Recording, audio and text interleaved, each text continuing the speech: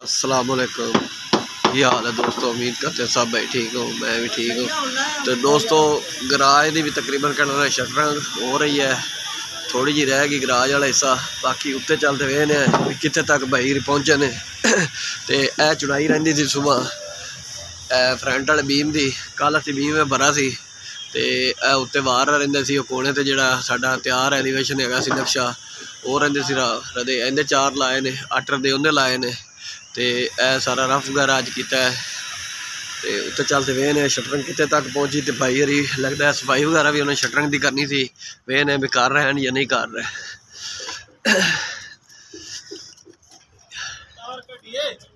तार बंद कर देते यार ग्राइंडर की, ग्राइंडर तार ला तो माशाल्लाह कुछ प्लेटा भाई रना ने टेप तेल लाता है, कुछ प्लेटा साफ करने वाली है सी ते भाई री साफ कर रहे हैं ग्राइंडर नाल।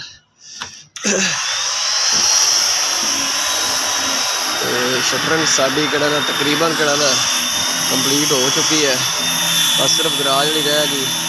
तो कल इंशाल्लाह सरिया वगैरह आएगा तो सरिया वाले काम अपना शुरू करेंगे। साड़ी तरफ कड़ा शटरिंग वगैरह भी हो गई है, चुनाइयाँ वगैरह भी मुकम्मल हो गई हैं तो सफाई भाई कर रहे हैं। कुछ प्लेटा उन्होंने खराब है तो सफाई कर रहे हैं।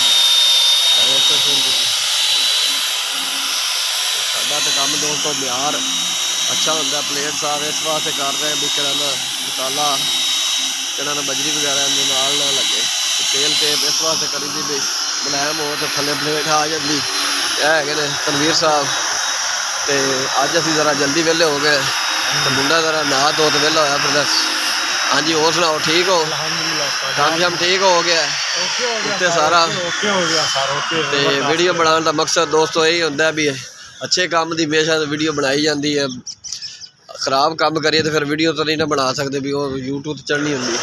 तो माशाल्लाह तुम चुनाइया की वीडियो देखी है तो उत्ते साडा हुण सरिया की कड़ा वीडियो होनी बनानी सी, लेकिन माजरत है मैं ज़रा चलना शेखपुरे तो मैनू थोड़ा जहा काम मिला सोलर प्लेटा का, उन्होंने मैं पैड वगैरह भरने ने तो इंशाल्लाह वीडियो उत्थे बनावांगे।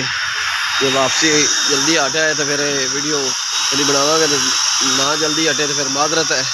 बाकी तुम काम साडा वेख सकते हैं माशाल्लाह सारा फ्रंट का बीम से डाउन वह कड़ा सैड नवी उन्होंने मंगाई, नवा पट्टा मंगाया। तो बाकी वीडियो साड़ी अच्छी लगे तो मोहम्मद अमीर यूट्यूब चैनल को सब्सक्राइब करें, तो में याद रखें। कल नवी वीडियो में मिलेंगे। अल्लाह हाफ़िज़।